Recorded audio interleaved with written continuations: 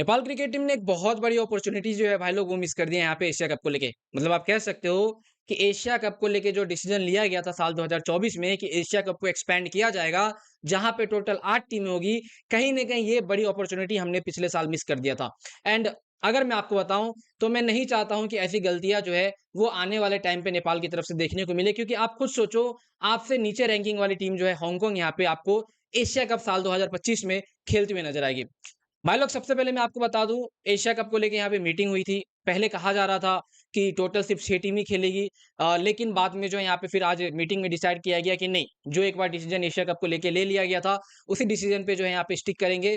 And total total 8 टीमों को जो है यहाँ पे मौका दिया जाएगा, जिसमें India, Pakistan, Bangladesh, Sri Lanka, Afghanistan, UAE and उसके बाद ओमान एंड हांगकांग। ये टोटल 8 टीमें जो है आपको खेलते हुए दिखेगी। एंड कहीं ना कहीं ये चीजें जो है हमने 2024 में ही जो है भाई गलती कर दी थी, क्योंकि अगर आप पिछला टाइमलाइन उठा के देखो 2024 का, तो नेपाल को ऐसा नहीं कि पता नहीं था कि भाई हम जो है यहाँ पे एक्सपांड करने वाले, एशिया कप की जो स्लॉट है वो भरने वाली है। ऐसा नहीं था कि पता नहीं था, नेपाल को पता था। बावजूद इसके हमारी ट्रेनिंग इतनी ज्यादा वीक थी, हमारा प्रिपरेशन इतना ज्यादा वीक था कि भाई नेपाल जो है वो उस टाइम पे 4 नंबर पे आई थी।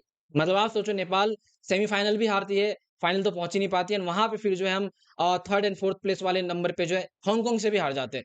तो कहीं न कहीं ये चीज़ें जो 2024 में हुई थी, वो हमें 2025 में कॉस्ट कर रही है। एंड आप सोचो, यहाँ पे मान लो नेपाल उस टाइम पे जीत गई होती, तो कहीं न कहीं नेपाल आपको जो है इस टाइम पे भाई 5 टेस्ट नेशन के साथ में खेलते हुए दिखता है, जहाँ पे इंडिया के साथ में नेपाल खेल सकता था, पाकिस्तान के साथ में खेल सकता था, समझ रहे हो? तो उस टाइम पे जो गलतियाँ हुई है, मैं नहीं चाहता हूँ कि आने वाले टाइम पे हो। अब उस टाइम पे गलतियाँ क्या हुई थी?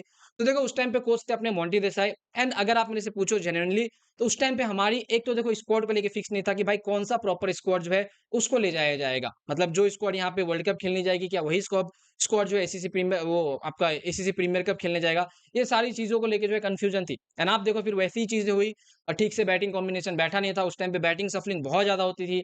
एंड वो सारी चीज़ें कॉस्ट जो है हमें देखने को मिली थी कि नेपाल में, और फिर नेपाल के प्लेयर जो है वो ओमान के पिचेस पे अच्छा परफॉर्म नहीं कर पाए थे। एंड जिसके वजह से हम लोग एशिया कप 2025 जो है वो मिस कर रहे हैं। अब देखो, यहाँ से सीखने वाली चीज़ ये है कि इस साल का एशिया कप तो अपने हाथ से गया।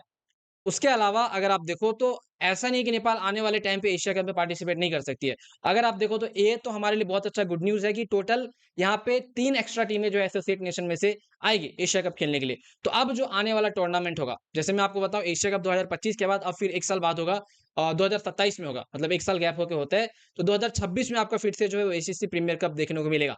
एंड मैं चाहता हूँ भाई नेपाल जो है वो उसकी तैयारी बहुत पहले से स्टार्ट कर दे, क्योंकि एक बड़े टूर्नामेंट के लिए आप जो है बहुत पहले से तैयारी स्टार्ट करते हो, आपको उस तरीके का आइडिया जो है वो लग जाता है। जैसे अभी अपना वर्ल्ड कप क्वालीफायर हो रहा है, उसको लेके देखो कितनी अच्छी प्रिपरेशन जो है वो चल रही है। स्टुअर्ट लॉ के कोचिंग में एक अच्छी स्क्वाड जो है वो बिल्डअप हुई है। प्लेयर्स के ऊपर काम किया जा रहा है, प्लेयर की वीकनेस के ऊपर काम किया जा रहा है। तो मैं चाहता हूँ 2026 में जब एसीसी प्रीमियर कप का यहाँ पे मैचेस वगैरह हो एशिया कप 2027 के लिए, तो कहीं न कहीं वो चीज़ें, वो कॉम्बिनेशन पहले से ही नेपाल को मिलाना चाहिए। बाकी मैं यही कहूँगा कि भाई हांगकांग जैसी टीम यहाँ पे खेल रही है एशिया कप।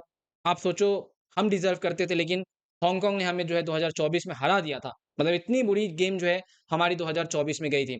ओवरऑल यहाँ पे ये भी कह सकते हो 2026 नेपाल के लिए बहुत ज़्यादा इंपॉर्टेंट और इस लिहाजे से भी है, क्योंकि एशियन गेम्स जो है वो भी आ रहा है। तो उसको लेके भी मैं पर्टिकुलर वीडियो बनाऊँगा कि एशियन गेम्स में जो है नेपाल कैसे पार्टिसिपेट करेगी और कैसे वहाँ पे जीतने का जो मंसूबा है वो रख सकती है। बाकी यहाँ पे एशिया कप 2025 होगा, जहाँ पे नेपाल पार्ट नहीं रहेगी। हाँ, नेपाल कि कैन बोर्ड ने मीटिंग भी अटेंड किया था। पारस खरका सर जो है शायद मेरे हिसाब से वर्चुअल जो ऑनलाइन मीटिंग होती है, वो यहाँ पे अटेंड किया था। समझ रहे हो? तो वो सारी चीज़ें हुई थी। बाकी नेपाल साल 2025 में एशिया कप नहीं खेलेगी, हांगकांग खेलेगी। वही हांगकांग जिसको हमने अभी-अभी रिसेंट में हराया था, वो हांगकांग जाके अब यहाँ पे एशिया कप खेलेगी।